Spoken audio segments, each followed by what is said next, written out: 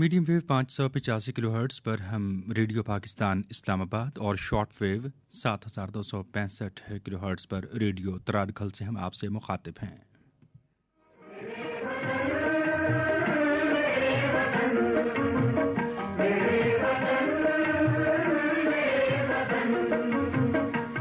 Programme आप समाअत कर रहे हैं कश्मीर मंजरनामा।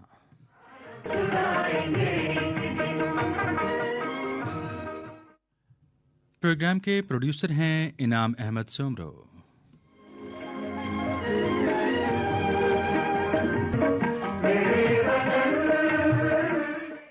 और इस प्रोग्राम में मैं आपका मेज़बान मनाजिर हुसैन।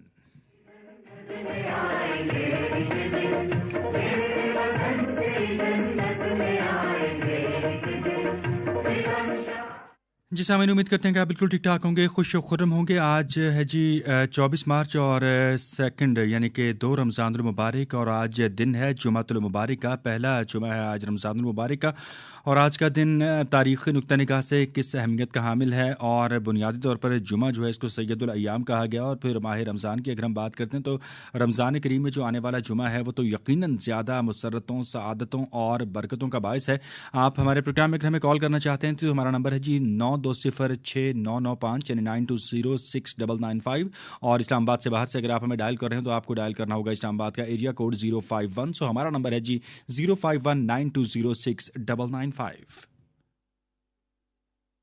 आप हमारे प्रोग्राम में शामिल होने के लिए हमें मैसेज भी कर सकते हैं। अपने मोबाइल के राइट मैसेज ऑप्शन में जाइए और अपना नाम और अपने शहर का नाम जो है वो टाइप कीजिए और इस पैगाम को आप सेंड कर दीजिए 4472 पर। इंटरनेट पर अगर आप हमें लाइव सुनना चाहते हैं तो हमारी ऑफिशियल वेबसाइट है radio.gov.pk।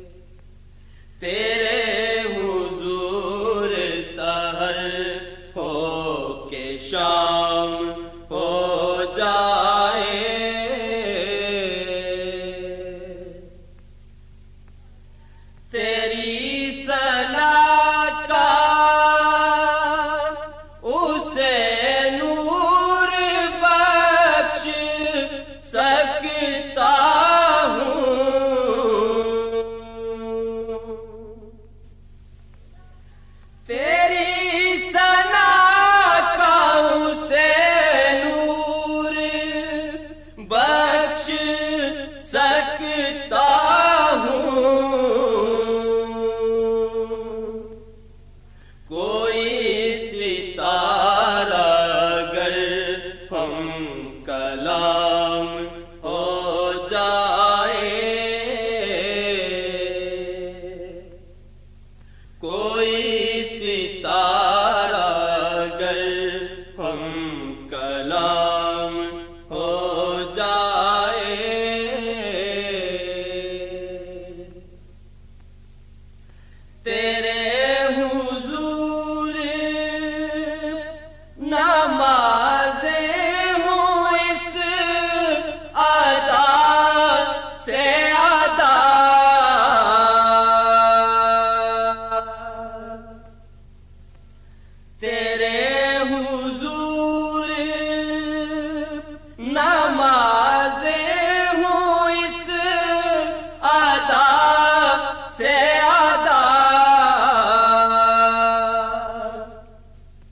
इबादतों का अदा हक तमाम हो जाए,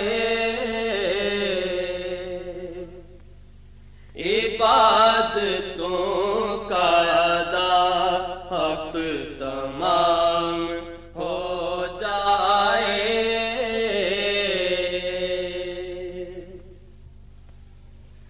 ये आरज़ू है वो सजदा तेरी जनाब में हो,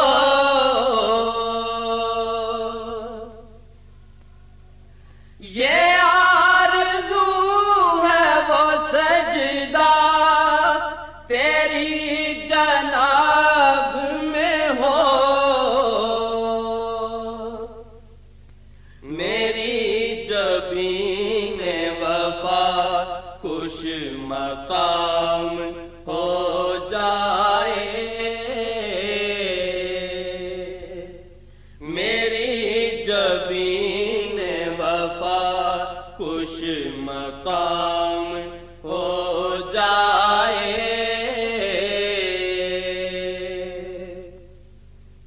जो तेरे जलवों का दिल में मकाम हो जाए, तो मुझ गरीब का बिगड़ा भी काम हो जाए।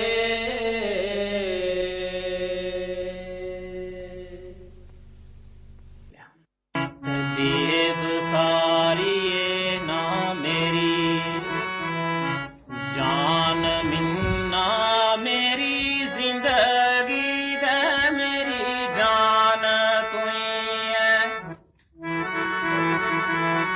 मेरा दिल वो चैन सकून सब कुछ मेरो मान दरूर रवान तू ही है।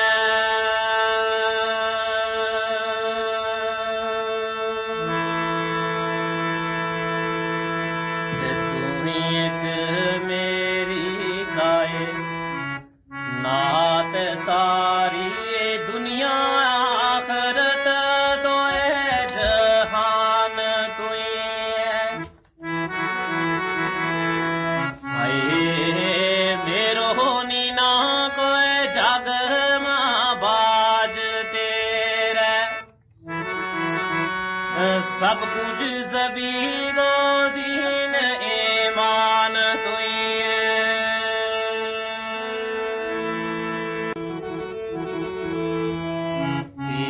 परख ते बाज के पतो तिन्ना मरण जीन नाले वफादारियां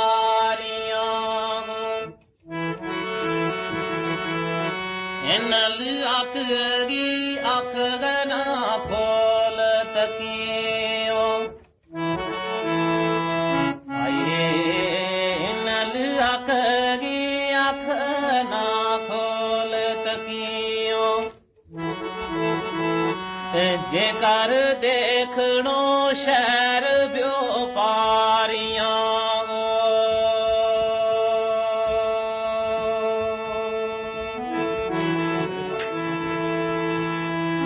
कद नींद आई कद जाग आई पतो उजनी रात गजारियां।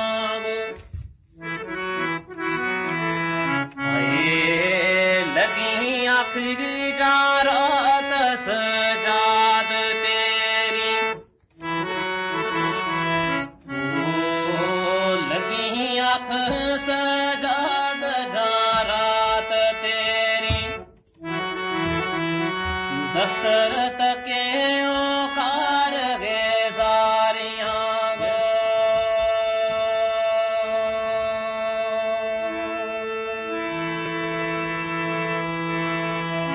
देव सारी ये ना मेरी जान मिल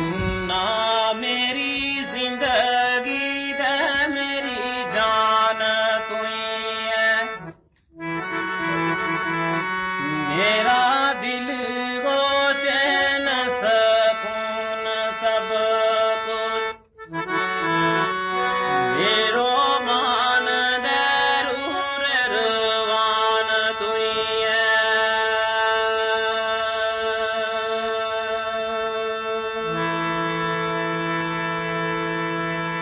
तू एक मेरी गाए नात सारी दुनिया आखरत दोए जहान तुई है हाय मेरो नीना कोई जग मां बाज तेरे सब कुछ जबी गो दीन ईमान तुई जी शामिल कराम तमने बैत सुनिया यकीनन पसंद आया वेंगा इन्हीं बैतों के नाल हमारा आज का गोजरी प्रोग्राम को वेड़ो अख्ताम पजीर हो आपना मेज़बान तारिक महमूद ना अगला प्रोग्राम तक इजाज़त दियो अल्लाह निगहबान।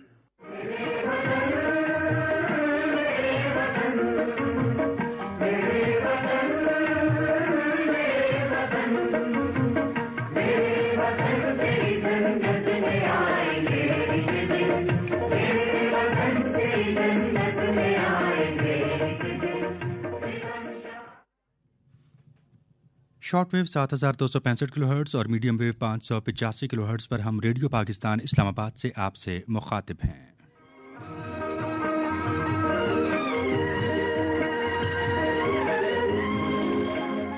प्रोग्राम आप समाअत कर रहे हैं कश्मीर मंजरनामा।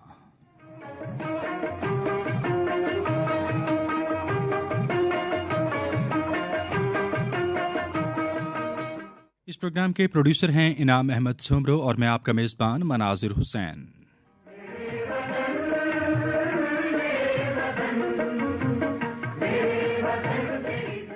प्रोग्राम में आप हमें कॉल करना चाहें तो हमारा स्टूडियो नंबर है जी 0519206995 और अगर आप हमें मैसेज करना चाहते हैं तो अपने मोबाइल को राइट मैसेज ऑप्शन में चाहिए और अपना नाम और अपने शहर का नाम लिखिए, अपना पैगाम लिखिए, इसे भेज दीजिए 4472 पर।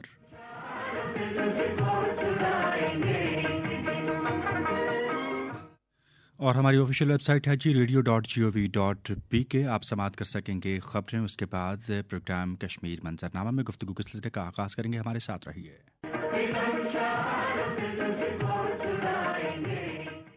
जी सामीन, प्रोग्राम कश्मीर मंजरनामा में एक बार फिर आपका खैर मकदम करते हैं। प्रोग्राम के प्रोड्यूसर हैं इनाम अहमद सोमरो और मैं आपका मेज़बान मनाजिर हुसैन। और अगर हम कश्मीर के हवाले से बात करते हैं तो जनाब मकबूजा कश्मीर में जो इंसानी हकूक़ की पामालियाँ हैं वो सिलसिला बदस्तूर जारी है। और इस हवाले से अगर हम बात करते हैं आज की जो अपडेट्स हैं उन पर, तो न सिर्फ वहाँ पर सहाफ़ियों को जो है वो हिरासा किया जा रहा है, उनको यरगमाल बनाया जा रहा है, बल्कि मजमूई तौर पूरी वादी को जो है वो एक खुले छावनी में तब्दील कर दिया गया है। भारत की जानिब से 10 लाख भारतीय फ़ौज है जिन्होंने मुहासरा कर रखा है मकबूजा कश्मीर का, और वहाँ पर आए रोज़ मज़ालिम का सिलसिला जो है वो तसलसल के साथ जारी है।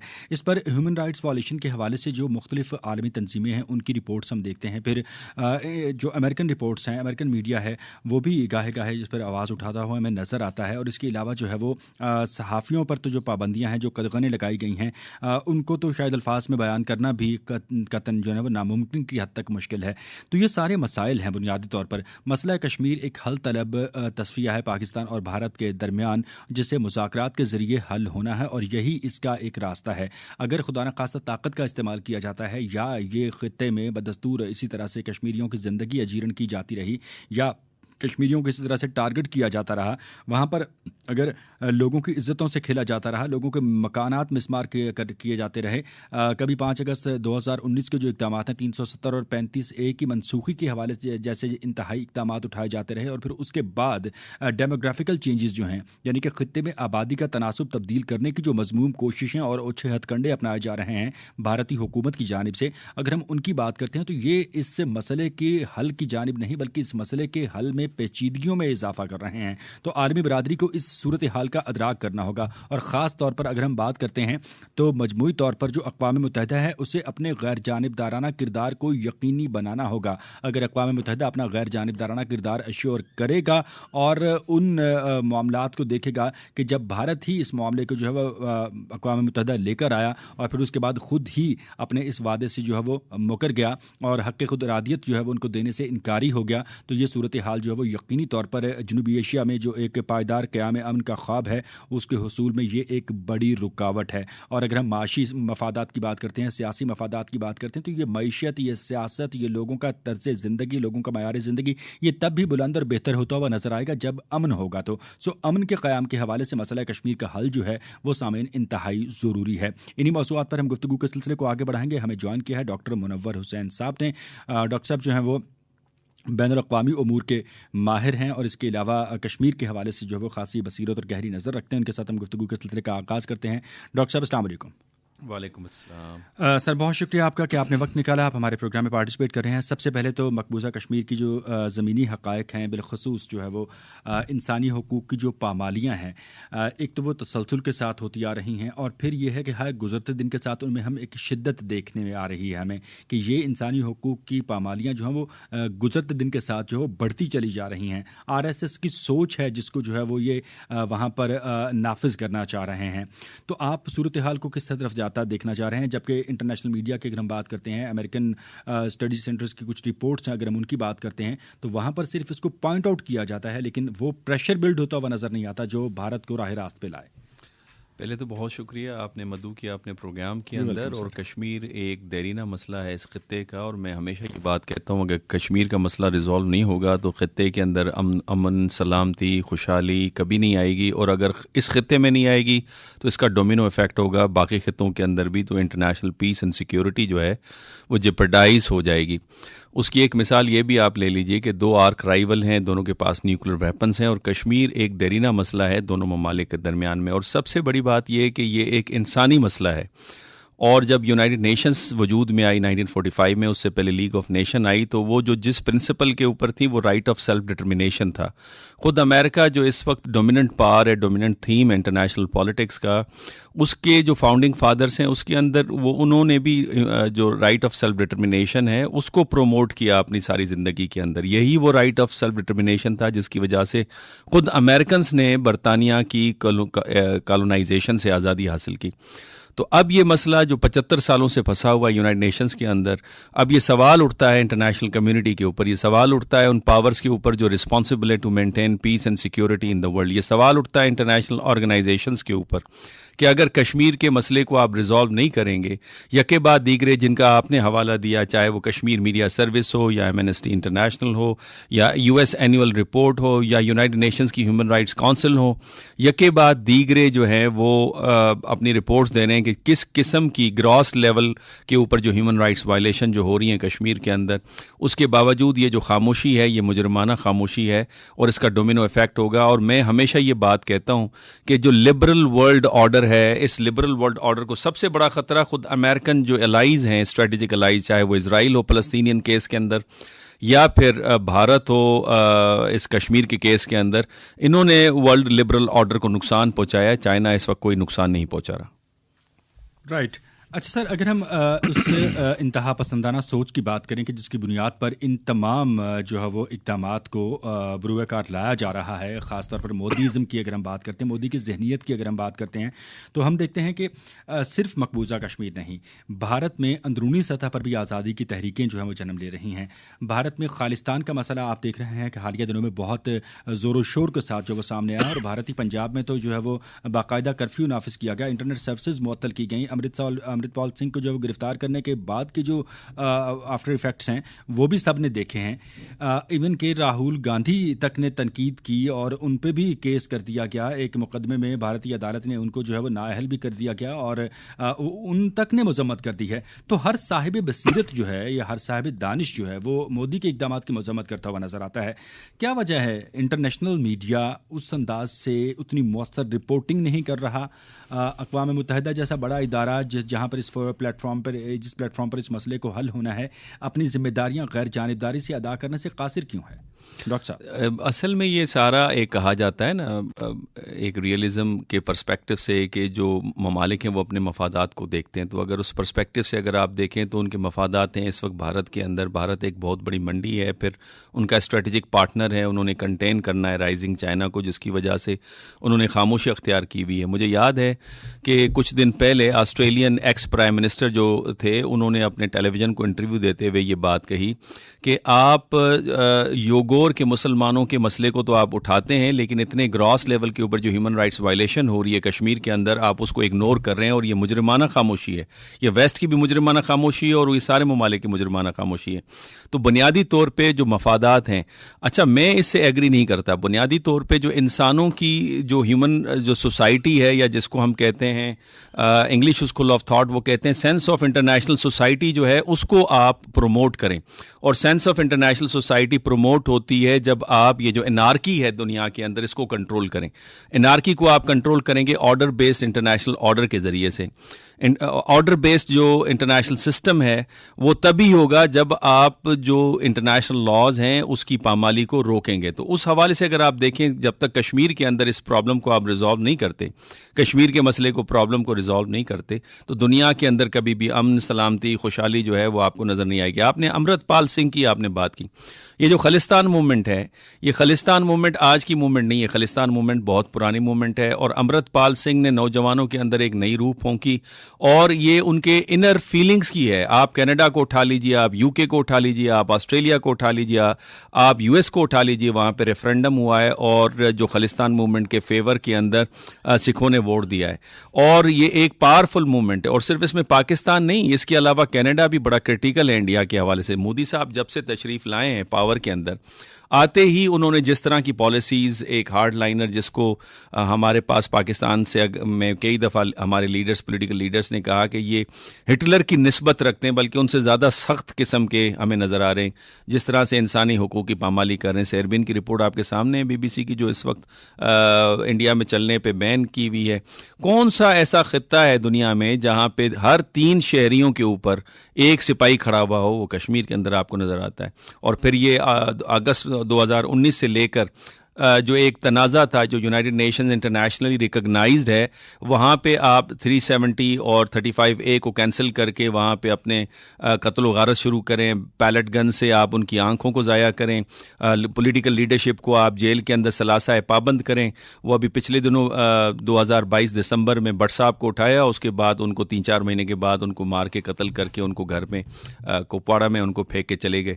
तो ये इस तरह की सिचुएशन है। मेरा ख्याल है दुनिया अगर इसको नहीं इसके ऊपर तवज्जो देगी तो ये इसके लपेट में आएगी। और मैं आखिरी आप ये भी बात कहूँ कि भारत अगर इस वक्त राइजिंग इंडिया आप ज़रूर कहें उन्हें, इकोनॉमिकली वो राइज तो कर रहा है अपनी जगह पे, लेकिन जब तक सोशल कोहेसिवनेस नहीं होगी, यूनिटी नहीं होगी, भारत आगे नहीं बढ़ सकता और ये ज़मीन उनके नीचे से निकलेगी। और मोदी साहब ने जो काम कर दिया है, जो दलित्स के साथ हुआ है, जो सिख्स के साथ हुआ है, जो मुस्लिम्स के साथ हुआ है, जो क्रिश्चियंस के साथ हुआ है, कश्मीरीज के साथ हुआ है, नागालैंड वालों के साथ हुआ है, तो एक पूरी आपको सीरीज़ नज़र आ रही है और ये दिन ब दिन खालिस्तान मूवमेंट आपको बढ़ती चली जाएगी।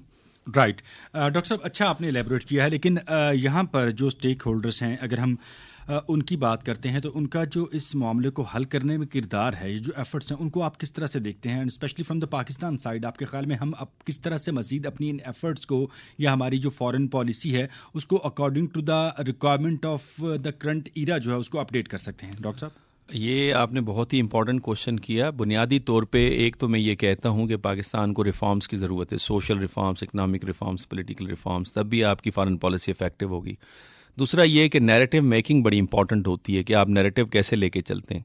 नैरेटिव मेकिंग उस वक्त इफेक्टिव होती है जब कोऑर्डिनेशन होती है एकेडेमिया के दरमियान में, media, academia, political parties, bureaucrats जो डिसीजन मेकर्स होते हैं, जो की स्टेक होल्डर्स होते हैं, और ख़ुद कश्मीरी, जब आप इन सब को लेके कोऑर्डिनेटेड एक एफर्ट के ज़रिए से आप एक बयानिया तश्कील देंगे तो वो बयानिया ज़्यादा इफेक्टिव होगा। तीसरा ये डिसमिनेशन ऑफ द नैरेटिव, बयानिया की तशरीह आप किस तरह से करते हैं।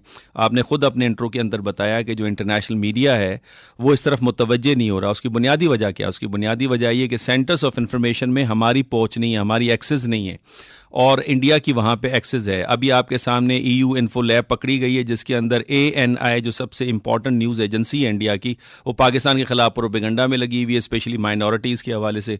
उन्होंने वॉइस ऑफ अमेरिका के अंदर आर्टिकल पब्लिश करा है, उन्होंने रशिया टुडे के अंदर आर्टिकल पब्लिश करा है। तो आपकी प्रेजेंस नहीं है, और अगर आप प्रेजेंस को ले लें, आपकी एक तो प्रेजेंस नहीं है, दूसरा आप अपने मीडिया को उठा लें तो आपकी मीडिया की इंटरनेशनली रीच नहीं है। तो बुनियादी तौर पर जब तक हम इन चीज़ों को रिजॉल्व नहीं करेंगे और अखलाकी तौर पर कंसिस्टेंट 100% एफर्ट नहीं डालेंगे कश्मीर का मसला हल नहीं होगा। आखिरी पॉइंट देखें, दुनिया के अंदर हर वो मूवमेंट कामयाब हुई है जहां पे उन्होंने पावर को बैलेंस किया है। अमेरिकन आज़ादी हासिल नहीं कर सकते थे बरतानिया से जब तक फ्रांस ने आके उसे बैलेंस न किया। इसी तरह से फ़लस्तीन के जो पिछले साल जो इजराइल ने अटैक किया था वो पीछे हटने के ऊपर मजबूर तब हुए थे जब इंटरनेशनल कम्युनिटी ने उसे बैलेंस किया। इसी तरीके से अगर आप अंगोला को उठाएं तो वहाँ पे जब तक क्यूबन्स नहीं गए थे, उनको बैलेंस नहीं किया पावर को, जब तक क्यूबन्स ने अपना अंगोलन्स ने आज़ादी हासिल नहीं की थी। तो इसी तरह कश्मीर में हमें बैलेंस करना होगा। बैलेंस से मुराद ये है कि आपको एक अफेक्टिव नैरेटिव के जरिए और कंसिस्टेंसी के साथ आपको इंडियन प्रोपेगेंडा को रोकना होगा, दुनिया को बताना होगा। उसकी एक छोटी सी मिसाल, अगर G20 कॉन्फ्रेंस हुई है इस वक्त भारत के अंदर, तो उसमें हमारे दोस्त ममालिक भी उसके अंदर शामिल हैं। उस G20 कॉन्फ्रेंस के अंदर जो श्रीनगर में उन्होंने की, उस पर उनको एतराज़ उठाना चाहिए था, हमें उन्हें कन्विंस करना चाहिए था, जिसके अंदर इंडोनेशिया है, जिसके अंदर टर्की है, जिसके अंदर सऊदी अरब है, इनको तो हम कम अज़ कम कन्विंस कर सकते थे। तो चाइना है उसके अंदर। तो मेरा ख्याल है हमें एक्टिव और प्रोएक्टिव बल्कि डिप्लोमेसी की ज़रूरत है। राइट सर, डिप्लोमेटिक एंड पे हम मज़ीद बात भी करेंगे, लेकिन एक शाइनिंग इंडिया के हवाले से या राइजिंग इंडिया के हवाले से आपने बात की थी कि ये माशी नुक्ता निगाह से हो सकता है कि जो इकनॉमिक टाइज़ हैं मुख्तलिफ ममालिक के साथ, मुख्तलिफ पर्सपेक्टिव्स में, मुख्तलिफ बिजनेस में, definitely they are getting stronger than before. लेकिन इस सारी सूरत हाल में जो है जो एक RSS का एजेंडा है जिसकी वजह से भारत को जो है वो अंदरूनी सतह पर खलफशार का सामना है, और बहुत सारे माहिरीन तो जो हैं वो आप जैसे बसीरत रखने वाले जो असहाब हैं वो ये कहते हैं कि खाना जंगी का भी जो है वो शिकार भारत हो सकता है। और भारत के अंदर से आवाज़ें उठ रही हैं। भारत की एक दूसरी बड़ी जमात जो है वो कांग्रेस, वो मोदी की पॉलिसियों से बाज़ाहिर और बड़ा बरमला जो है वो इख्तलाफ करती हुई नज़र आती है। तो किसी हद तक अंदरूनी तौर पर भी तो इस्तेहकाम चाहिए होता है। मोदी की जो क़यादत है वो क्या ख्याल है आपका कि कहीं किसी उस विजडम से लैक करती है जो इस सारी सूरत हाल को देख सके कि राइजिंग इंडिया और शाइनिंग इंडिया के हुसूल के चक्कर में जो हम कहीं खाना जंगी का शिकार ही ना हो जाएं, हम अंदरूनी सतह पे ही कहीं जो है लड़ाई झगड़े में ना पड़ जाएं कि सारे मामला जो हैं वो किसी और समझ जाने शुरू हो जाएं। देखिए, मोदी इस वक्त बहुत ज़्यादा पॉपुलर इंडिया के, उसकी बुनियादी वजह जो है वो पाकिस्तान दुश्मनी है, और उनका ये नारा लगाना कि हम कश्मीर को वापस लेके दिखाएंगे, इवन जो पाकिस्तान के पास कश्मीर में वो भी हम वापस लेंगे, ये इस तरह के जो नारे हैं वो उन्होंने लगाए हैं और उनके एजेंडा का हिस्सा था। दूसरी बात, इंटरनेशनल कम्युनिटी को देखें तो $3 ट्रिलियन की इकॉनमी है इस वक्त भारत की, और पे जितने भी हेड हैं आपके मल्टीनेशनल कॉरपोरेशंस के उठा लें आप, दूसरे जो कंपनीज़ हैं आप उठा लें, जिसमें फेसबुक उठा लें आप, यूट्यूब उठा लें आप, उसमें इंडियंस सामने आ रहे हैं। तो बुनियादी तौर के ऊपर जो भारत को पंप किया जा रहा है वो बुनियादी तौर पे इसलिए किया जा रहा है कि भारत की मंडी को इस्तेमाल करना है। दूसरा ये कि राइजिंग चाइना को कंटेन करना है। हमें ये बात नहीं भुलानी चाहिए कि वेस्ट की जो डेवलपमेंट थी वो सारी वेस्ट की डेवलपमेंट कोई लीगल रास्ते को अडॉप्ट करते हुए उन्होंने डेवलपमेंट हासिल नहीं की। दुनिया का सारा स्मगलिंग का पैसा, मनी लॉन्ड्रिंग का पैसा, सारा करप्ट जितना भी माफिया है, रूलिंग लीड से मुख्तलिफ तीसरी दुनिया के ममालिक के, वो वहीं जाके अपना पैसा रखते हैं, उससे उनकी इकॉनमी जो है वो बूस्ट कर रही होती। तो लिहाजा हम ये एक्सपेक्ट कर रहे हैं उन लोगों से कि वो अब अखलाकियात को जो है, मोरालिटी को सामने रखते हुए या इंटरनेशनल प्रिंसिपल्स को सामने रखते हुए जो है वो इस इशूज़ को रिजॉल्व करें। तो मैं नहीं समझता कि इन इशूज़ को रिजॉल्व करेंगे।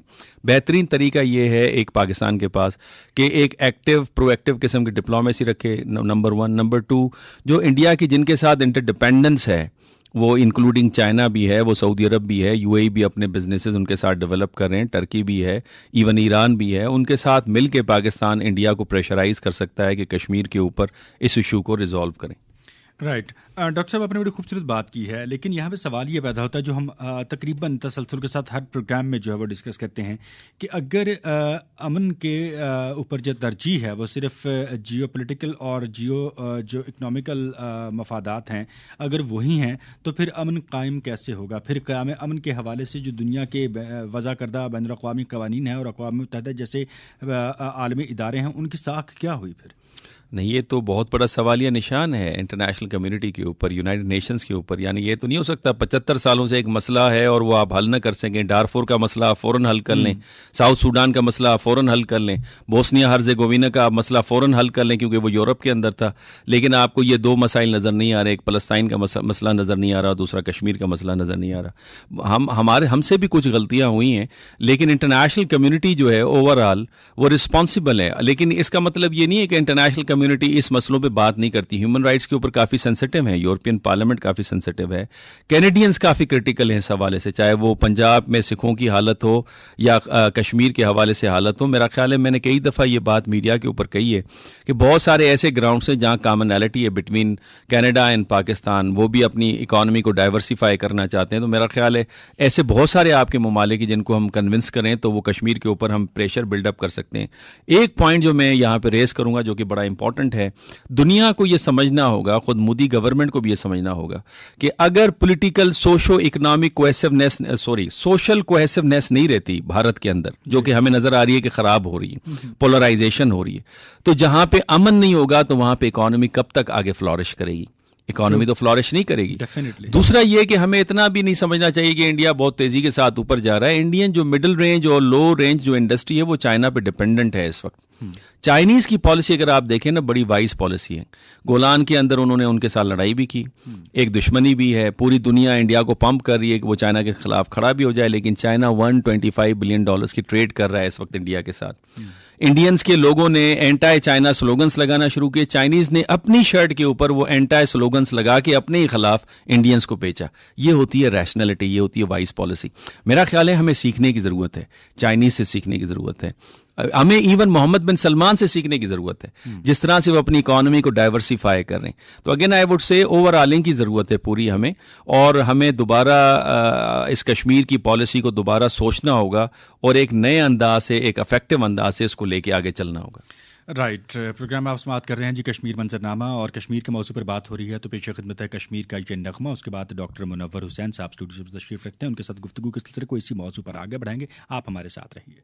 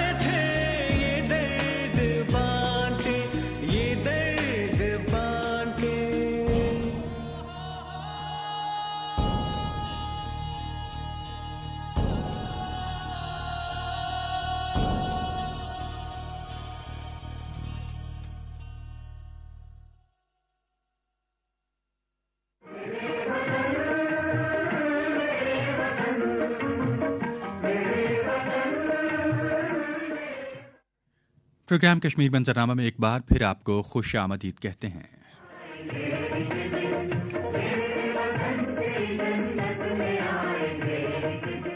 ये प्रोग्राम आप समाप्त कर रहे हैं शॉर्टवेव 7265 किलोहर्ट्ज़ रेडियो तराड़खल और मीडियम वेव 585 किलोहर्ट्ज़ पर रेडियो पाकिस्तान इस्लामाबाद से।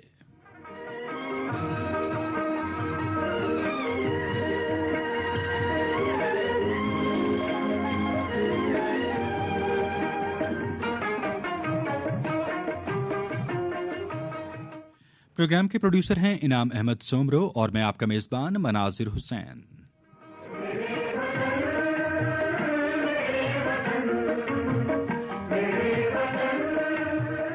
प्रोग्राम में अगर आप हमें कॉल करना चाहते हैं तो हमारा नंबर है जी 92069995 और अगर आप हमें रावलपिंडी इस्लामाबाद से बाहर से कहीं से डायल कर रहे हैं तो आपको डायल करना होगा इस्लामाबाद का एरिया कोड 051, तो हमारा नंबर होगा जी 05192069995।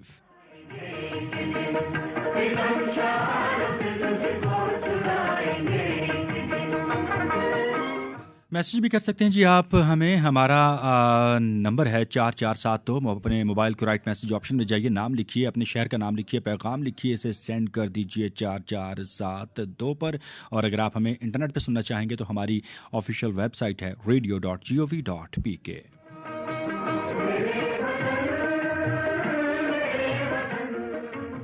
डॉक्टर मुनव्वर हुसैन साहब स्टूडियोज़ में हमारे साथ तशरीफ़ रखते हैं और हम बात कर रहे हैं मकबूजा कश्मीर की।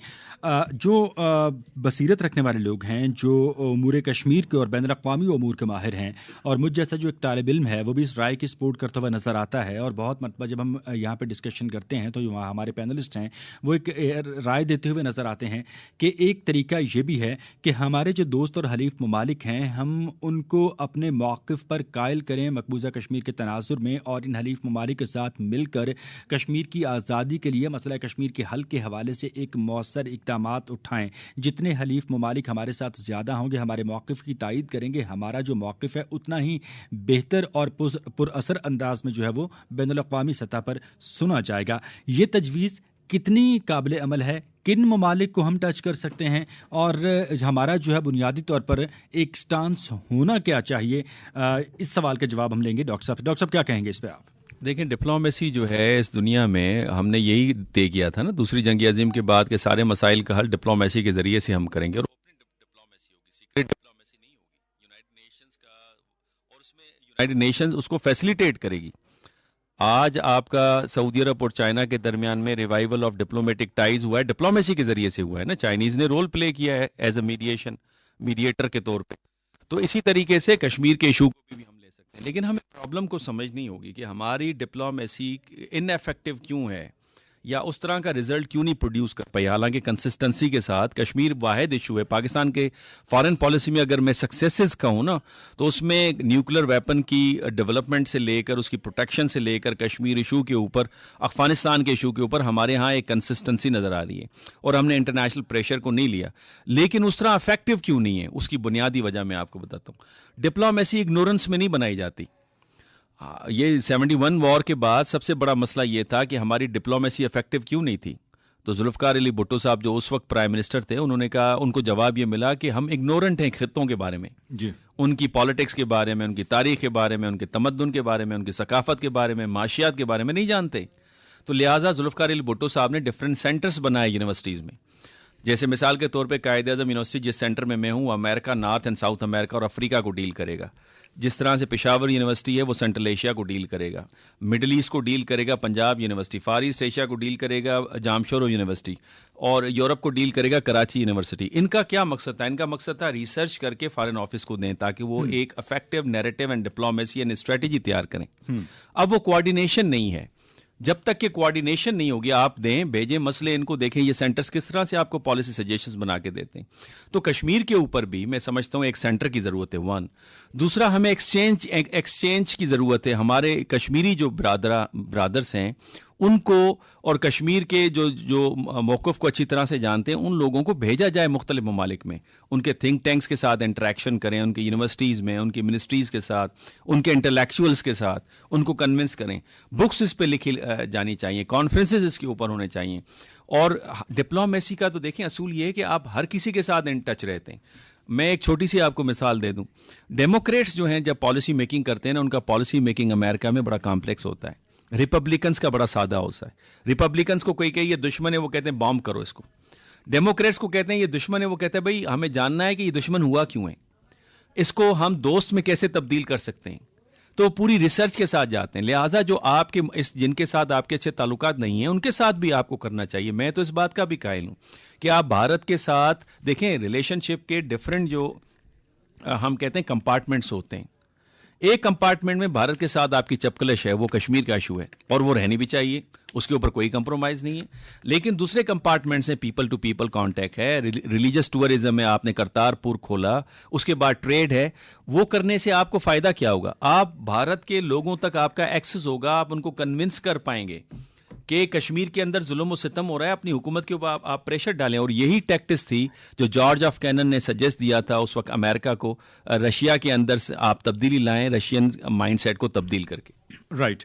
डॉक्टर साहब, एक बड़ा अच्छा नुक्ता जो है वो इस तनाजुर में ये भी है कि जब हम हल की बात करते हैं, जब हम डिप्लोमेटिक फोरम्स को यूज़ करने की बात करते हैं, जब हम पॉसिबल सॉल्यूशंस और उन सॉल्यूशंस को जो है वो अचीव करने के लिए जो रिसोर्सेज चाहिए हैं उनको हम इंगेज करने के हवाले से बात करते हैं, तो हमने देखा और हमारी तारीख़ का ये एक बड़ा रोशन बाब है जिसका उन्वान है कायद-ए-आज़म मोहम्मद अली जिन्नाह। कि क्या खूबसूरत शख्सियत, कितने बसीरत, कितने दूर अंदेश थे और किस हद तक मामला फ़हम थे, और पूरी ज़िंदगी में जो है वो उन्होंने बहुत सारे नशेबो फराज देखे और उन्होंने वो करके दिखाया जो इस पूरी दुनिया में जो है बहुत कम लोगों के हिस्से में आता है। कि इतनी बड़ी ममलिकत खुदादात जो है वो दुनिया का नक्शा तब्दील करते हुए मारज़ वजूद में लाकर जो है उन्होंने जो एक बाब रकम किया है, वो यकीनी तौर पर जो है वो हमारे लिए मशअल है। फिर इकबाल की शायरी और उनका वल्वला और उनके जो अफकार हैं, तो ये सारी चीज़ें आज हमारे पास मौजूद हैं। हमें इनकी यकीनन स्टडी करने की ज़रूरत है,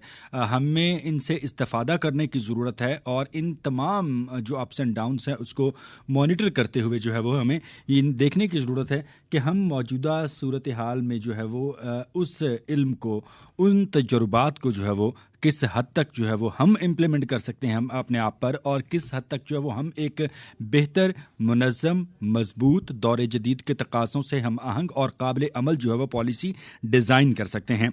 इस नुक्ते पे जो है वो यकीनन मैं आपसे ये सवाल करूँगा, हम सवाल का मैं आपसे जवाब भी लूँगा।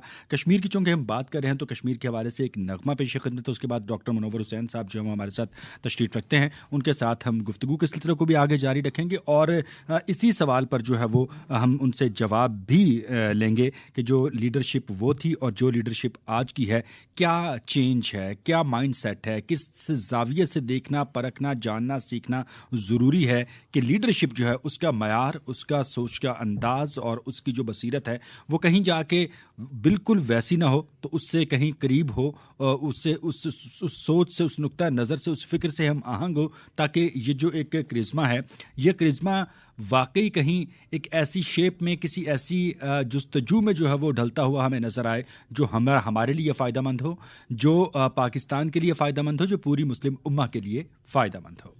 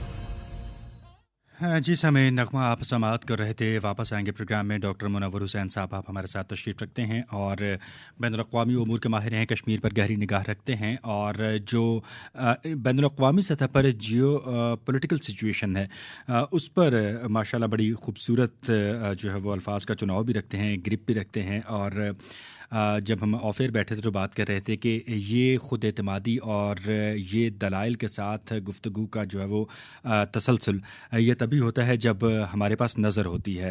जिसे कहते हैं ना कि जनाब एक तो ज़ाहरी मामलात और एक होते हैं कि बातनी मामलात। बसीरत जो है वो आपकी बड़ी काम कर रही होती है, आप दूरअंदेश होते हैं। तो डॉक्टर साहब आप बदरजा उत्तम जो है वो इन सलाहियतों के हामिल हैं। अल्लाह पाक ने आपको नवाजा है और हम आपकी मौजूदगी से यकीनन जो है वो फ़ायदा उठाएंगे। कि लीडरशिप के हवाले से हम बात कर रहे होते हैं कि दिस इज़ अ लीडरशिप जो एक क्राउड को एक कौम में तब्दील करता है। ये एक लीडरशिप ही होती है जो घने से घने, गंभीर से गंभीर, मुश्किल से मुश्किल जो मसाइल हैं उनको बड़ी खुश उसलूबी से एक मुनासिब, एक मुतवाज़िन और एक मुनज़्ज़म हिकमत अमली तश्कील देकर जो है वो जो जिसे कहते हैं ना कि जो नैया पार लगाना, वो नैया पार लगा देते हैं। मैंने कायदे आज़म की बात की, आपने हुसैन शहीद सोहरवर्दी साहब की बात की और कुछ लीडरशिप से उनकी बात की। हमारी आज की लीडरशिप और हमारी पॉलिसीज़, हमारा विजन, हमारी बसीरत ये उससे हम आहंग क्यों नहीं होती है, जबकि उनकी ज़िंदगियाँ, उनकी बायोग्राफीज़ और उनके तजुर्बात हमारे लिए मशअल राह हैं। सब कुछ हमारे पास मौजूद है, फिर हम वैसे क्यों नहीं हैं और उन चैलेंजेस से नबरदाश्त होते क्यों नज़र नहीं आ रहे हैं। माशाल्लाह आपकी कंपेयरिंग भी काफ़ी खूबसूरत है और आपका बहुत शुक्रिया। आपने जिस तरह के खूबसूरत अल्फाज मेरे लिए कहे, मैं शायद अपने आप को इस लायक तो नहीं समझता, लेकिन ये जो कश्मीर के हवाले से आपने बात की और लीडरशिप के हवाले से बात की, इनफैक्ट लीडरशिप जो है वो बहुत इम्पॉर्टेंट फैक्टर है, बल्कि मैं कहूँ सोर्स है पावर का। पावर का सोर्स सिर्फ ये नहीं है कि आपकी इकॉनमी अच्छी होनी चाहिए। पावर का सिर्फ ये सोर्स नहीं है, आपके पास हथियार और सिस्टम अच्छा होना चाहिए, फ़ौज अच्छी होनी चाहिए। आपकी लीडरशिप भी one of the very important source of power है और दुनिया में इसकी बहुत सारी मिसालें। आपका कायदे-ए-आज़म का आपने जिक्र किया, अल्लामा इकबाल का जिक्र किया, सिकारनो थे इंडोनेशिया के, उन्होंने बड़ा अहम किरदार अदा किया। नासिर, यानी इजिप्ट इतना पावरफुल नहीं था, नासिर की पैन अरबिज़म ने एक तहलका मचाया हुआ था। इमाम खुमैनी को आप देख लीजिए, ईरान के अंदर ईरान को कहाँ से कहाँ ला के खड़ा किया और यहाँ तक कि उस वक्त की 2 सुपर पावर्स के साथ टक्कर लेना। शाह फैसल को आप ले लीजिए जो सऊदी अरब के थे, कहाँ से कहाँ वो लेकर गए। उससे पहले आप नेपोलियन को ले लीजिए फ्रांस के। तो जो लीडरशिप है वो इम्पॉर्टेंट सोर्स है, चूँकि लीडर जो है ऑर्गेनाइज करता है, कॉमन प्लेटफॉर्म देता है, एक विजन देता है। बुनियादी तौर पे लीडर और पॉलिटिकल पार्टी का काम ये होता है कि लोगों की जो डिमांड्स होती हैं उनको आर्टिकुलेट करके हुकूमत तक पहुंचाए, उनको सही डायरेक्शन दे, उनको सही सिमत दे। और जिन्ना साहब ने यही किया था, जो लोगों की ख्वाहिश थी आज़ादी की, उस ख्वाहिश को आर्टिकुलेट किया। आर्टिकुलेट करने के बाद एक प्लेटफॉर्म मुस्लिम लीग के फार्म में उनको एक्टिवेट करके दिया, उसे ऑर्गेनाइज करके दिया और उसके बाद एक प्रॉपर डायरेक्शन दी। और आपने देखा कि 1940 के अंदर रेजोल्यूशन पास होती है पाकिस्तान की, with in span of 7 years हम पाकिस्तान हासिल करते हैं। हमें यह भी समझना होगा कि एक अल्लामा मोहम्मद इकबाल का बड़ा इंपॉर्टेंट जो किरदार है पाकिस्तान के बनने के अंदर। और हम आपके नाजरीन के लिए इन्फॉर्मेशन कि अल्लामा मोहम्मद इकबाल का ताल्लुक भी कश्मीर के साथ था और कश्मीर में आते जाते रहे और वहाँ पे उन्होंने कश्मीर के मुद्दे को उठाने की और उनको ऑर्गेनाइज करने की कोशिश की है। उसके अलावा लेकिन असल जो प्रॉब्लम जो मुझे नज़र आता है वो सोसाइटी में जस्टिस जहाँ पे फुकदान होगा, इंसाफ का फुकदान होगा, मेरिट का फुकदान होगा, आपकी करिश्मा लीडरशिप नहीं आएगी। लीडरशिप वही एक्सेप्टेबल होती है जिसका करिश्मा होना चाहिए। जस्टिस के बारे में देखें, कुरान जो डेफिनेशन देता है उससे पहले मैं सुकरात का आपको बताऊं। सुकरात ने कहा, a man who has virtue has right to rule the people, if he denies to rule the people then he is liable to be ruled by tyrant. जिसके पास इल्म है, जिसके पास मार्फत है, जिसके पास शुजात है, उसका हक है कि वो क़यादत करे। अगर वो क़यादत करने से इनकार करता है तो फिर उसकी सज़ा ये है कि उसके ऊपर जाबिर हुक्मरान हो, क्योंकि गम उसी को होगा। कुरान सूरह यासीन भी यही बात कहती है। जब वो शख्स ने कहा कि ये अंबिया तुमसे कुछ नहीं मांगते, इनकी बात सुनो, और जब उसे उन्होंने मार दिया और वो जन्नत में दाखिल होने लगा, अल्लाह ने फरमाया जन्नत में दाखिल हो जा, तो वो उस वक्त कहता है कि काश मेरी कौम समझ पाती मैं उन्हें क्या कह रहा था, काश मुझे देख पाते कि मुझे अल्लाह ने मेरे ऊपर क्या एहसान किया। सिंध के हमारे बहुत सूफ़ी शायर हैं, शाह अब्दुल लतीफ़ बिटाई रहमतुल्लाह अलैह, वो कहते हैं, अल्लाह डाही मथिया डाही दुख डिसन मुँह मुँह प्रिन बोहराई में भाल किया। अल्लाह मुझे विजडम ने, विजडम वाले दुखों में होते हैं, क्योंकि विजडम वालों को नज़र आ रहा होता है कौम अपने पाँवों पे कुल्हाड़ियाँ मार रही होती है। तो बुनियादी तौर पे जब तक जस्टिस नहीं होगा, जो सुकरात ने कहा कि जो अहल है जिस चीज़ का, सुकरात के शागिर्द प्लेटो ने भी डिफाइन किया व्हाट इज़ जस्टिस, और वही कुरानिक डेफिनेशन है। जस्टिस क्या है? जस्टिस ये है कि किसी चीज़ को उसके अहल मुकाम पे रखना ही जस्टिस है। तो जब हम मेरिट को फॉलो करेंगे, जब हम जस्टिस को फॉलो करेंगे, तो आपके पास ऐसी लीडरशिप आएगी जो लीडरशिप के अंदर करिश्मा भी होगा, वो कौम को लीड करेगी और कामयाबी से हमकिनार करेगी। जी राइट। अच्छा डॉक्टर साहब, बड़ी अच्छी और बड़ी खूबसूरत बात की ये भी आपने, और इस चीज़ के लिए एक अज़्म होता है, जैसे कहते हैं कि जुहद मुसलसल होती है। और हमारे आर्मी चीफ़ ने जो है वो पिछले दिनों एक बयान दिया लाइन ऑफ कंट्रोल पर खड़े होकर मकबूजा कश्मीर की सूरत हाल के हवाले से, जिस पर जो है वो पूरी कौम ने उनकी हिमायत व तायद की और उस अज़्म और उस जज्बे को सराहा कि मकबूजा कश्मीर के हवाले से जो हमारी अखलाकी, सियासी और सफारती हिमायत है और हमारी जो अस्करी तैयारी है, हमारा जो विज़न है, वो हम उस पर कारबंद हैं और हम पूरी तरह से चौकस हैं, मुस्तैद हैं दिफाए वतन के हवाले से भी, मकबूजा कश्मीर की सूरत हाल से आगाही हासिल करने के हवाले से भी। तो ये एक बड़ा ठोस बयान था, ये एक बड़ा स्ट्रेट फॉरवर्ड बयान था और ये बड़ा एक जरी बयान था जिसे पूरी कौम ने जो है वह बहुत सराहा है और खराज तहसीन पेश किया है कि बड़ी एक जुर्रतमंदाना और एक बड़ी दलेराना और दानिश वाली क़यादत है पाकिस्तान आर्मी की, और उनकी जानिब से ये बयान आया है। इस बयान को इस मौजूदा सूरत हाल के तनाजुर में आप किस तरह से देखते हैं कि एक अज़्म व इस्तक़लाल जो है वो भी मंजिल के हसूल में इंतहाई अहमियत का हामिल है? तो इस बयान पर आप क्या कहेंगे? देखें, जो मनाजिर साहब, जो आसिफ मुनीर साहब हैं, जनरल आसिफ मुनीर साहब, उनको अगर आप देखें तो एक मिडिल क्लास से ताल्लुक़ रखते हैं, लिहाजा उनको दर्द होगा उस क्लास का जो कि जिद्दोजहद कर रही है, जो मुश्किलात जिसको दरपेश हैं। दूसरा, हाफिज़ कुरान है, कुरान को समझते हैं, तो लिहाजा उन्हें पता है कि जिहाद क्या है और जो मुसलमान जो इस वक्त जिनको ज़रूरत है आपकी मदद की, उसकी उनकी मदद करने की क्या हैसियत है। फिर यही उनका जो विज़न है या उनकी जो अंडरस्टैंडिंग है एक मिडिल क्लास के होने की वजह से और मेरिट के ऊपर आने की वजह से और हाफिज़ कुरान होने की वजह से, आप देखते हैं कि उन्होंने पहला जो विज़िट पे किया वो कश्मीर के बॉर्डर्स का पे किया। ये वही टाइम था जब इंडियन चीफ जो है वो धमकियां दे रहा था, ये वही टाइम था मेजर गोरे वारिया जो है पाकिस्तान के खिलाफ प्रोपेगेंडा कह रहा था कि पाकिस्तानी साइड वाला कश्मीर भी हम हथियार लेंगे, अब हम उस तरफ जाने लगे। तो ये उस टाइम के ऊपर विजिट पे करना, उस टाइम के ऊपर इस किस्म की स्टेटमेंट देना, ये एक रूह को फूंकती है कौम के अंदर और स्पेशली कश्मीरियों के अंदर। और मैं कश्मीरियों को सलाम पेश करता हूँ जिस कंसिस्टेंसी के साथ वो जिद्दोजहद को जारी रखे हुए, इतनी बड़ी फोर्स के बावजूद और इतने सालों 75 सालों के बावजूद जिस तरह से वो अपनी तहरीक को लिए जा रहे हैं, अपने खून का नजराना पेश किए जा रहे हैं, अपने खून से इस जद्दोजहद की आबियारी कर रहे हैं, इनको सलाम है। और ये वो जज्बा है जो हमें नज़र आता है कि ये अपनी आज़ादी को विन करके रहेंगे। और मुझे बिल्कुल साफ नज़र आती है जिस वक्त आप कामयाबी के किनारे पे होते हैं उस वक्त जुल्म और सितम और बर्बरियत बढ़ जाती है। आप देखें ना, फ़िरौन ने क्या किया था, ख़त्म नीस्त करने के लिए अपनी पूरी फ़ौज के साथ निकला था, लेकिन कामयाबी किसको हुई? मूसा अलैहिस्सलाम और मूसा अलैहिस्सलाम के लश्कर को हासिल हुई। पूरी कुरैश की कौम नबी अकरम सल्लल्लाहु अलैहि वसल्लम मदीने का उन्होंने घेराव किया और फिर उसका रिजल्ट क्या निकला? यानी उस सख्तियों के बावजूद जो वो सख्तियां करते थे और जो जुल्म व सितम करते थे उससे मुसलमानों की तरवीज हुई, ज़्यादा बढ़े और आखिर में फ़तह मक्का हुआ। तो मैं समझता हूँ कि ये जुल्म व सितम की जो रात है ये ढलने वाली है और सुबह का सूरज जो है वो नमूदार इंशाअल्लाह ताला होके रहेगा। और मैं एक बात और भी कहता चलूँ, पाकिस्तान में इस वक्त हर इदारे को कंट्रोवर्शियल किया जा रहा है।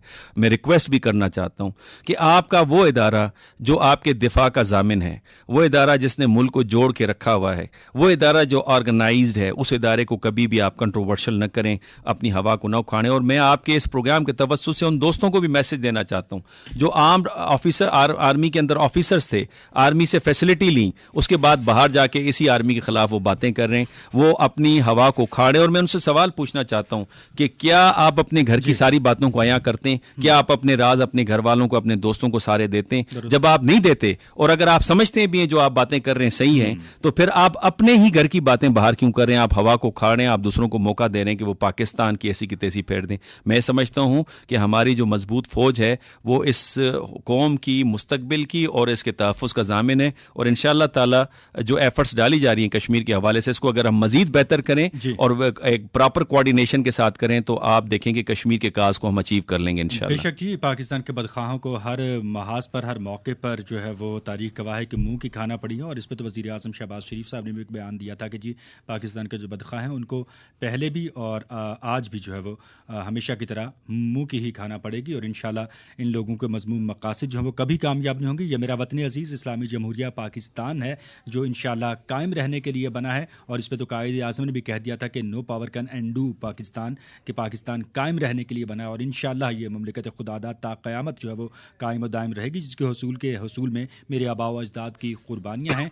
और इस मुमलिकत की तरक्की, खुशहाली और सरबुलंदी के लिए यकीनन मिन हैसुल कौम हम मुत्तफ़िक भी होंगे, मुत्तहिद भी होंगे और हम हर जो मुश्किल है उसका डटकर मुकाबला भी करेंगे। डॉक्टर साहब, इख्तितामी लम्हात हैं, कुछ इंटरनेशनल सिनेरियो को मज़ीद हम डिस्कस करेंगे कि जो इंटरनेशनल इस्लामिक प्लेटफॉर्म्स हैं वो एक बड़ी आवाज़ भी रखते हैं, एक बड़ी अहमियत और हैसियत भी रखते हैं, लेकिन इसके बावजूद हम देखते हैं कि जो एफर्ट्स हैं वो उतनी फ्रूटफुल नहीं होती हैं या रिजल्ट ओरिएंटेड जो आप वो कह लेंगे इनकी मीटिंग्स नहीं होती, जिनमें OIC अरब लीग है और इसके अलावा जो दीगर प्लेटफॉर्म्स हैं। क्या वजह है, कहाँ लैग कर रहे हैं हम अपनी इससे मुस्लिम उम्मा की जो है वो वकालत में आलमी मंजरनामे पर? मनाजिर साहब, एक तो हमें यह समझना होगा इंटरनेशनल सिस्टम तब्दील होने जा रहा है। ये यूनिपोलैरिटी से ऑक्टेगोनल मल्टीपोलैरिटी की तरफ तकरीबन चला गया, शेप अप हो गया है।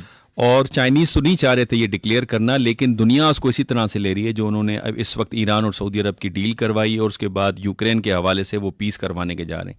यानी एक उनका इमेज एक उभरा है कि ये पीस ब्रोकर हैं। किसी वक्त में अमेरिका का ये इमेज था कि वो फ्रीडम मूवमेंट का चैम्पियन है और लोगों की आज़ादी के लिए, उनकी राइट ऑफ सेल्फ डिटर्मिनेशन के लिए और पीस ब्रोकर है और आज़ाद दुनिया को लीड करता है। अब वो सारा रोल चाइना लेने जा रहा है। तो लिहाजा इस तनाजुर में जब ऑक्टेगोनल मल्टीपोलैरिटी आ रही है तो वहाँ पे हम देखते हैं कि डिफरेंट सेंटर्स ऑफ पावर्स तो एमर्ज कर रहे हैं in the form of states, जैसे चाइना है, जैसे ब्राज़ील है, जैसे टर्की है, जैसे साउथ अफ्रीका है, जैसे यूरोपियन यूनियन है। लेकिन उसके साथ साथ ऑर्गेनाइजेशंस जो है, मल्टीनेशनल ऑर्गेनाइजेशन, मल्टीलेटरल ऑर्गेनाइजेशंस, वो भी उभर रही हैं, अपना रोल प्ले कर रही हैं, पावर सेंटर्स के तौर पे सामने आ रही हैं। उसके अंदर आप शंघाई को ले लीजिए, उसके अंदर नेटो को ले लीजिए, उनके अंदर G20 को ले लीजिए आप। इसी तरह से OIC जो है वो बड़ा इंपॉर्टेंट प्लेटफॉर्म है और मैं समझता हूँ ये ज़्यादा इफेक्टिव हो जाएगा जब से ये डील ईरान और सऊदी अरब के अंदर हुई है। उन्होंने जो याद रखें कि इस डील किस तरह से OIC को ज़्यादा मजबूत करेगी। ईरान हमेशा कश्मीर के ऊपर पाकिस्तान का साथ देता रहा है, सऊदी अरब ने भी हमेशा स्टेटमेंट दी, OIC की तरफ से भी आती रही हैं, चाहे हम उनको खींच के लाते रहे माजी में। सरवर नकवी साहब जो रिटायर्ड डिप्लोमेट हैं, इस वक्त एक थिंक टैंक को लीड कर रहे हैं, उन्होंने कहा कि हम जबरदस्ती, जिस वक्त वो जॉर्डन में एम्बेसडर थे, जबरदस्ती इनको ला के स्टेटमेंट दिलवाते थे। लेकिन मैं समझता हूँ OIC का अब फ्यूचर बड़ा ब्राइट है। उसकी बुनियादी वजह है कि जो दो ब्लॉक थे ईरान और सऊदी अरब, वो अब कंबाइन हो गए और कम्बिनेशन जो उनका एग्रीमेंट हुआ है वो दो एग्रीमेंट्स के ऊपर बेस करता है। 1997 एग्रीमेंट जो socio cultural and scientific and youth exchange के ऊपर है और दूसरा 2001 का जो सिक्योरिटी जो कोऑपरेशन है उसके ऊपर बेस करता है। जब ये दो इख्तलाफ ही खत्म हो जाएंगे, दो पोल ही खत्म हो जाएंगे और एक पोल हो जाएगा तो हम आवाज होकर ये आगे मूव कर सकते हैं। और चूंकि इनका लिवरेज खुद इंडिया के ऊपर भी है और अच्छी बात यह है कि ईरान का और सऊदी अरब की दोस्ती चाइना के साथ भी है, यूएस के साथ भी है, रशिया के साथ भी है, इंडिया के साथ भी है। ये वो जगह है जहां से हम फायदा उठा सकते हैं और प्रेशराइज कर सकते हैं। तो मेरा ख्याल है अगेन OIC को एक्टिवेट करने की ज़रूरत है। मैं अगेन उसी बात पे आऊँगा कि आपके जो एरियाज़ के जो थिंक टैंक हैं, जो रिसर्च इंस्टीट्यूशन, जो यूनिवर्सिटीज़ हैं, जो एक्सपर्ट्स हैं, उनको बिठा के कोऑर्डिनेटेड एफर्ट से एक इफेक्टिव पॉलिसी बनाएं और उसको परसू करें। यहाँ पे पैसे की ज़रूरत नहीं है, यहाँ जज्बे की ज़रूरत है, वही जज्बा जो 1947 में हमारे पास था। राइट। अच्छा डॉक्टर साहब, इख्तितामी लम्हात में इसमें आप ही की शख्सियत का एक खासा है जो मैं अपनी लीडरशिप के हवाले से, जो concern to the issue of Kashmir, जिन्होंने इस पे बात करनी है इंटरनेशनल लेवल पे, उनका वेल प्रिपेयर्ड होना, जानना, हक़ाइक़ को समझना और दूरअंदेश होना कितना ज़रूरी है। और फिर इसी तनाजुर में यूथ को भी कोई जाते जाते एक पैगाम। मनाजिर भाई, मैं यही कहूँगा कि पढ़ें। मेरा ख्याल है कौम के अंदर पढ़ाई जो है उसका फुकदान नज़र आता है। मैं भारतीयों की इस बारे में उनको अप्रिशिएट करूँगा कि वो ज़्यादातर कौम पढ़ती है, वो वीलॉग्स को सुनती है। अगर आपके पास टाइम नहीं है तो करंट अफेयर्स की चीज़ों को सुने, समझें, सिर्फ अपनी इंटरनल पॉलिटिक्स और पोलराइजेशन के चक्कर में न रहें। दूसरा ये कि दुनिया का कोई भी सरबराह हो, उसको उसके पीछे जो स्टाफ होता है, रिसर्च का स्टाफ होता है, वो उसको चला रहा होता है। लिहाजा आपके स्टाफ की ज़रूरत है, उनको एजुकेट करने की ज़रूरत है। सरबराह के पास हर चीज़ नहीं होती, लेकिन सरबराह को बीइंग अ लीडर उसको वेल इक्विप्ड होना चाहिए इन टर्म्स ऑफ नॉलेज, और उसके लिए उसको पढ़ना चाहिए, एक्सपर्ट्स के साथ मीटिंग करनी चाहिए। इसलिए कहा जाता है कि आप बुजुर्गों की महफिलों में बैठें। क्यों कहा जाता था इस्लाम में?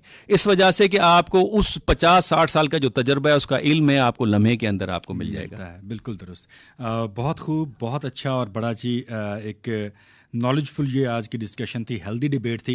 डॉक्टर मुनव्वर हुसैन साहब, बहुत शुक्रिया आपका, दुआगो हूँ कि आप तंदुरुस्त, तवाना और सलामत रहें और आप इल्म की ये रोशनी जो है वो बिखेरते रहें, ताकि मुझ जैसे और मेरे बहुत सारे सुनने वाले जैसे जो तालिब इल्म हैं वो इल्म के नूर से जो है वो अपने आप को मुनव्वर करते रहें और हम कौम की आवाज़ बेहतर अंदाज से उठा सकें।